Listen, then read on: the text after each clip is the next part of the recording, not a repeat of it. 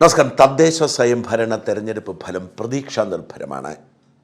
ഈ കഴിഞ്ഞ 10 വർഷം ഈ നാടിനെ കട്ടുമുടിപ്പിച്ച ധാർഷ്ട്യവും അഴിമതിയും അലങ്കാരമായി കൊണ്ടു നടന്ന പിണറായിസ്റ്റ് ഭീകരഭരണം അവസാനിക്കുന്നു എന്ന ശുഭപ്രതീക്ഷയാണ് ഇത് നൽകുന്നത്. സോഷ്യൽ എഞ്ചിനീയറിംഗ് എന്ന് പേരിട്ടിട്ട് ജനതയുടെ ചിന്താശക്തിയെ പോലും ഹൈജാക്ക് ചെയ്യുന്ന ഭീകരതയായിരുന്നു ഇവിടെ അരങ്ങേറിയിരുന്നത്. ഖജനാവിൽ നിന്ന് പണമെടുത്ത് ക്ഷേമ പെൻഷനും കിറ്റുമൊക്കെ കൊടുത്താൽ മാത്രം മതി വോട്ട് കിട്ടാൻ എന്ന് ധരിച്ച് അഴിമതിയും ധൂർത്തും സ്വജനപക്ഷപാതവും അഹങ്കാരവും താൻ പോരുമയും ഒക്കെ അലങ്കാരമായി കൊണ്ടു നടന്ന ചരിത്രത്തിലെ ഏറ്റവും കഴിവുകെട്ട സർക്കാരിന് അന്ത്യം കുറിച്ചേക്കും എന്നത് ആർക്കാണ് പ്രതീക്ഷ നൽകാത്തത്? ഖജനാവിലെ പണം എന്ന് പറയുമ്പോൾ ഒരു കാര്യം ഓർക്കണം, ഖജനാവിൽ പൂച്ച പെറ്റ് കിടക്കുകയാണ്. അതുകൊണ്ട് കിഫ്ബി എന്ന പേരിലും പെൻഷൻ കമ്പനി എന്ന പേരിലുമൊക്കെ പല ബോഡി കോർപ്പറേറ്റുകൾ ഉണ്ടാക്കി റിസർവ് ബാങ്കിനെയും കേന്ദ്ര സർക്കാരിനെയും ഒക്കെ കബളിപ്പിച്ച് വലിയ പലിശയ്ക്ക് പണം കടം വാങ്ങിയാണ് ഈ ധൂർത്തൊക്കെ ചെയ്തിരുന്നത്. കേരള സംസ്ഥാനം രൂപീകരിച്ച അന്നു മുതൽ 2016 കാരണഭൂതൻ മുഖ്യമന്ത്രി ആകുന്നത് വരെ ഈ സംസ്ഥാനം ആർജിച്ചെടുത്ത മുഴുവൻ കടത്തിന്റെ ഇരട്ടി കഴിഞ്ഞ 9 വർഷം കൊണ്ടുണ്ടാക്കി റെക്കോർഡിട്ടാണ് ഈ നാടിന്റെ അടിത്തറ ഈ വൃത്തികെട്ട രാഷ്ട്രീയ പാർട്ടി ഇല്ലാതാക്കിയത്. അതുകൊണ്ട് തന്നെ ഇവർ ഒഴിഞ്ഞു പോകുന്നു എന്ന് കേൾക്കുമ്പോൾ ഏത് രാജ്യാഭിമാനിക്കും ആഹ്ലാദം തോന്നും. ഇവർ ഒഴിഞ്ഞു പോകാൻ വേണ്ടി അല്പം പട്ടിണി കിടന്നാലും അല്പം യാതന അനുഭവിച്ചാലും കുഴപ്പമില്ല എന്ന് വിശ്വസിക്കുന്നവരുണ്ട്. ഇക്കഴിഞ്ഞ 10 വർഷം കൊണ്ട് കേരളത്തിനുണ്ടായ ഭയാനകമായ അപജയത്തിന് കണക്കെടുത്താൽ നമ്മൾ തലയിൽ കൈവച്ചു പോകും. നട്ടലുള്ള മനുഷ്യരെ മുഴുവൻ ഭയപ്പെടുത്തി പിന്തിരിപ്പിക്കുക, സർക്കാർ ഉദ്യോഗസ്ഥന്മാരുടെ നട്ടിൽ തല്ലിയുടച്ച് അവരെ ദാസന്മാരാക്കുക, പോലീസുകാരെ അടിമകളാക്കുക, ഒപ്പം നിൽക്കുന്നവർക്ക് മാത്രം എച്ചിലെറിഞ്ഞുകൊടുത്ത് അല്ലാത്തവരെ പട്ടിണിക്കിട്ട് പ്രതികരിക്കുന്നവരെ ജയിലിലടച്ച് ഒരു ഭീകര താണ്ഡവമായിരുന്നു ഇതുവരെ. അത് പിണറായിയുടെ മാത്രം കുഴപ്പമല്ല. കമ്മ്യൂണിസ്റ്റുകാർക്ക് സർവാധിപത്യ ഫീൽ ഉണ്ടായാൽ അവരതേ ചെയ്യൂ. സോവിയറ്റ് യൂണിയനിൽ പാർട്ടി നേതാക്കളടക്കം ലക്ഷക്കണക്കിന് മനുഷ്യരുടെ ജീവൻ കൊത്തിപ്പറിച്ച ചരിത്രം ഈ പാർട്ടിക്കുണ്ട്. 30 വർഷം ബംഗാളിൽ ഭരിച്ചപ്പോൾ എന്തെല്ലാം വൃത്തികേടുകൾ അവർ ചെയ്തു കൂട്ടി എന്ന് നമുക്കൊക്കെ ഇപ്പോഴും കൃത്യമായി അറിയാം. അതൊരു വിദൂര ചരിത്രമല്ല. എതിരാളികളെ കൊത്തി വീഴ്ത്തി അവരുടെ ചോര ചോറിൽ പുരട്ടി ആ ചോര ഈ കൊല്ലപ്പെട്ടവന്റെ അമ്മയ്ക്കും ഭാര്യയ്ക്കും പെങ്ങന്മാർക്കും ഒക്കെ വാരിക്കൊടുക്കുന്ന ഭീകരതയെക്കുറിച്ച് പശ്ചിമ ബംഗാളിലെ മാധ്യമ പ്രവർത്തകനായ ജാവേദ് പർവേഷ് പറഞ്ഞിട്ടുണ്ട്. നിങ്ങൾ എത്ര പേര് സൈൻ ബാരി കൂട്ടക്കൊലയെ കേട്ടിട്ടുണ്ട്? പലരും കേട്ടിട്ടുണ്ടാവുമായിരിക്കും.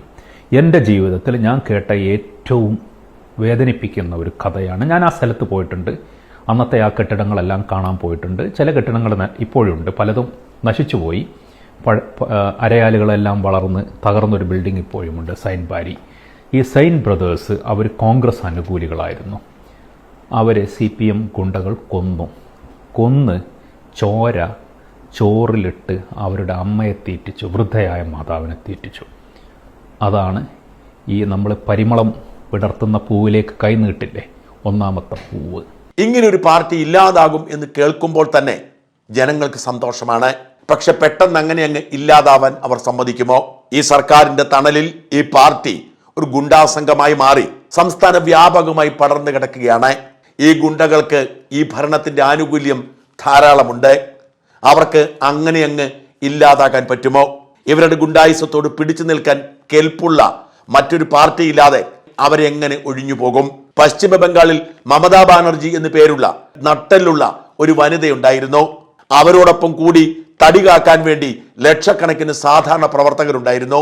ത്രിപുരയിൽ BJPക്കാരും RSSകാരും ഉണ്ടായിരുന്നു. കേരളത്തിൽ ഇവരുടെ അപ്രമാദിത്വത്തെ മറികടക്കാൻ എത്ര പേർക്ക് കഴിയും എന്ന് കണ്ടറിയണം. ചിലയിടങ്ങളിൽ ലീഗുകാരും ചിലയിടങ്ങളിൽ RSSകാരും തൻ്റെ അടുത്തോടുകൂടി നെഞ്ചി വിരിച്ചു നിൽക്കാൻ ഉണ്ടെങ്കിലും കേരളത്തിന്റെ പൊതുസ്ഥിതി അതല്ല. അതുകൊണ്ട് തന്നെ ഇവർ ഇനി വരാൻ പോകുന്ന മാസങ്ങളിൽ സോഷ്യൽ എഞ്ചിനീയറിംഗ് എന്ന ഓമന പേരിട്ട് എന്ത് അക്രമവും എന്ത് കൊള്ളയും എന്ത് തോന്നിയാസവും കാണിച്ച് ഇപ്പോൾ രൂപപ്പെട്ടിരിക്കുന്ന ഈ പ്രതികൂല അന്തരീക്ഷത്തെ മാറ്റിമറിക്കാൻ ശ്രമിക്കാതിരിക്കില്ല. അതിനുവേണ്ടി ഏത് നാറിയ വർഗീയ കളികളും കളിക്കാൻ, എന്ത് വൃത്തികേടുകൾക്കും ചുക്കാൻ പിടിക്കാൻ ഒരു ലജ്ജയും ഈ പാർട്ടിക്കുണ്ടാവില്ല. സൂക്ഷിക്കേണ്ടതാണ് ഈ അപകടത്തെ. എന്തുകൊണ്ടാണ് ഈ പ്രസ്ഥാനം ഈ നാട്ടിൽ ഇനി ഉണ്ടാവാൻ പാടില്ലാത്തത് എന്ന് തെളിയിക്കുന്ന 2 സംഭവങ്ങൾ ഈ തദ്ദേശ സ്വയംഭരണ തെരഞ്ഞെടുപ്പിന് ശേഷം ആ ദിവസങ്ങളിൽ തന്നെ ഉണ്ടായി. ഒന്ന് മുഖ്യമന്ത്രി പിണറായി വിജയന്റെ ധർമ്മടം മണ്ഡലത്തിന്റെ ഉള്ളിൽപ്പെടുന്ന മമ്പറം ഗ്രാമപഞ്ചായത്തിൽ സംഭവിച്ചതാണ്. മമ്പറത്തെ ഒരു UDFന്റെ പോളിംഗ് ബൂത്ത് ഏജന്റ്, അദ്ദേഹം മമ്പറം കോൺഗ്രസ് മണ്ഡലം കമ്മിറ്റി സെക്രട്ടറി കൂടിയാണ്. നരേന്ദ്രബാബു എന്നാണ് ഈ വയോധികന്റെ പേര്. അദ്ദേഹം മമ്പറം ടൗണിൽ ഒരു ജനസേവാ കേന്ദ്രം നടത്തി വരികയാണ്.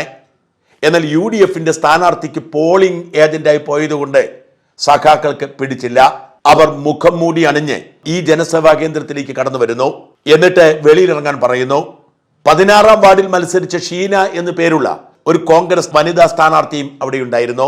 ഈ ക്രൂരന്മാർ ഈ മനുഷ്യനെ മർദ്ദിച്ച് വലിച്ചു പുറത്ത് ചാടിച്ച് അട്ടഹാസം നടത്തി ക്രൂരമായി പരിക്കേൽപ്പിച്ച് മടങ്ങിപ്പോകുന്നു. ഈ ഭീകരതയുടെ പല ദൃശ്യങ്ങളും സോഷ്യൽ മീഡിയ നിയമങ്ങൾ മൂലം ഞാൻ പ്രേക്ഷകരെ കാണിച്ചിട്ടില്ല. ഭയാനകമായ അവസ്ഥയിലൂടെയാണ് ആ മനുഷ്യൻ കടന്നുപോയത്. അയാൾക്കിനി ധൈര്യമായി പാർട്ടി പ്രവർത്തനം നടത്താൻ കഴിഞ്ഞെന്ന് വരില്ല. ഇതൊരു മുന്നറിയിപ്പായി നൽകിയതാണ്. ഇതിനെ പ്രതിരോധിക്കാനുള്ള ശേഷി കോൺഗ്രസ് പാർട്ടിക്കില്ല. ഇങ്ങനെ പലർക്കും മുന്നറിയിപ്പ് കൊടുത്തിട്ട് മനസ്സിലാക്കാത്തതുകൊണ്ട് തട്ടിക്കളഞ്ഞ ചരിത്രം CPM-നുണ്ട്. ആന്തൂർ പോലെയുള്ള ഇടങ്ങളിൽ CPM-ന് എതിരാളികൾ ഉണ്ടാവാത്തത് പോലും ഇത്തരം ഗുണ്ടായുസം കൊണ്ടാണ്.